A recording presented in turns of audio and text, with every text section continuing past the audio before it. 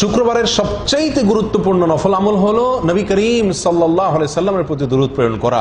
প্রিয় বন্ধুগণ, দুরূদ এমনিতেই একজন মুমিনের জন্য সবচাইতে লাভজনক আমলসমূহের মধ্যে থেকে একটি বার যদি কেউ নবীর প্রতি দুরূদ পাঠ করে, আল্লাহ সুবহানাহু ওয়া তাআলা ওই ব্যক্তির প্রতি 10 বার রহমত নাজিল করেন। 10টি রহমত আল্লাহ সুবহানাহু ওয়া তাআলা তার প্রতি নাজিল করেন। তবে বিশেষভাবে শুক্রবার এটি হলো দুরূদ পাঠ করার, দুরূদ প্রেরণ করার, দুরূদের সবচাইতে মোক্ষম সময় এবং সিজন। নবী সাল্লাল্লাহু আলাইহি সাল্লাম সূরা আবু দাউদের এক হাদিসে জুমার দিনের ফজিলত এবং মর্যাদার কথা বলতে গিয়ে একটা পর্যায়ে এসে বলেছেন, ফাআকসিরু আলাইয়া মিনাস সালাতি ফি। সুতরাং শুক্রবার আসলে তোমরা আমার প্রতি বেশি বেশি দুরূদ প্রেরণ করবে, দুরূদ পাঠাবে, দুরূদ পাঠ করবে, আল্লাহ সুবহানাহু ওয়া তাআলার কাছে প্রার্থনা করবে, দোয়া করবে আমার জন্য। ফাইন্না সালাতাকুম মারুদাতুন আলাইয়া, কেননা তোমরা যে দুরূদ পাঠ করো এটা বৃথা যায় না, অযথা নয়, বরং এই দুরূদ ফেরেশতাগণ আমার সামনে উপস্থাপন করেন, কে পাঠ করেছে, কোত্থেকে পাঠ করেছে, আমার সামনে রিপোর্ট পেশ করা হয়। সুতরাং তোমরা শুক্রবারে বেশি বেশি, ওনার ভাষা হলো ফাআকসিরু, তোমরা অধিক পরিমাণে আমার জন্য দুরূদ, আমার প্রতি দুরূদ তোমরা প্রেরণ করো, পাঠ করো। সুনানে বাইহাকির বিশুদ্ধ সূত্র বর্ণিত আরেক হাদিসে নবী সাল্লাল্লাহু আলাইহি সাল্লাম শুক্রবার দিনে এবং শুক্রবার রাতে উভয় সময় আমাদেরকে অধিক পরিমাণে দুরূদ পাঠ করার কথা তিনি বলেছেন আকসিরু আস-সালাতা আলাইয়া ইয়াউমাল জুমআতি ওয়া লাইলাতাল জুমআ, তোমরা জুমার দিনে এবং জুমার রাতে উভয় সময় আমার প্রতি বেশি বেশি তোমরা দুরূদ প্রেরণ করবে।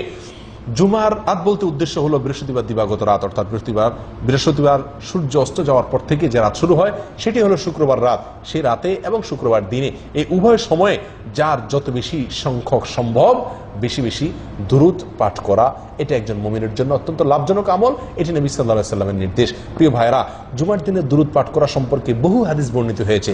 তার প্রায় সবগুলোতে নবী সাল্লাল্লাহু আলাইহি সাল্লাম এই আকসিরু শব্দটি ব্যবহার করেছেন, অর্থাৎ অধিক পরিমাণে। এখান থেকে বোঝা গেল দুরূদ পাঠ করার জন্য সবচেয়ে আদর্শ সময়, আদর্শ মুহূর্ত হলো শুক্রবার ছাড়া অন্য কোনো সময় এত বেশি পরিমাণ বা অধিক পরিমাণ দুরূদ পাঠ করার নির্দেশনা আমাদেরকে দেওয়া হয় নাই। বিধায় আসল শুক্রবার আসলে বেশি বেশি দুরূদ পাঠ করতে থাকি। নির্দিষ্ট কোনো দুরূদ নয়, দুরূদ ইব্রাহিম সালাতে যেটা এটা পড়তে পারলে ভালো, না হলে শুধু সাল্লাল্লাহু আলাইহি ওয়াসাল্লাম পড়তে পারি, আল্লাহুম্মা সাল্লি আলা মুহাম্মাদ ওয়া আলি মুহাম্মাদ এটুকু পড়তে পারি, বা যে কোনো দুরূদ যেটার অর্থ মোটামুটি ভালো এটা আমরা পড়তে পারি। এবং এটা দিনে রাতে সব সময় অজু সহ, অজু ছাড়া সব অবস্থা আমরা পাঠ করতে পারি।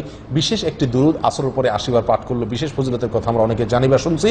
এটি সহিহ কোনো হাদিস দ্বারা বর্ণিত নয়, বরং এটি সম্পূর্ণ জাল।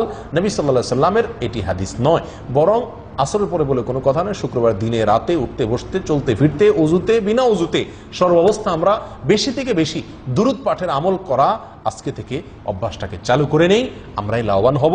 কারণ হাদিসের শেষে নবী সাল্লাল্লাহু আলাইহি সাল্লাম বলেছেন, ফামান সাল্লা আলাইয়া মাররাতান সাল্লাল্লাহু আলাইহি আশরা, যে ব্যক্তি আমার প্রতি একবার দুরূদ প্রেরণ করবে, আল্লাহ সুবহানাহু ওয়া তাআলা তার প্রতি 10 বার রহমত নাযিল করবেন। আসুন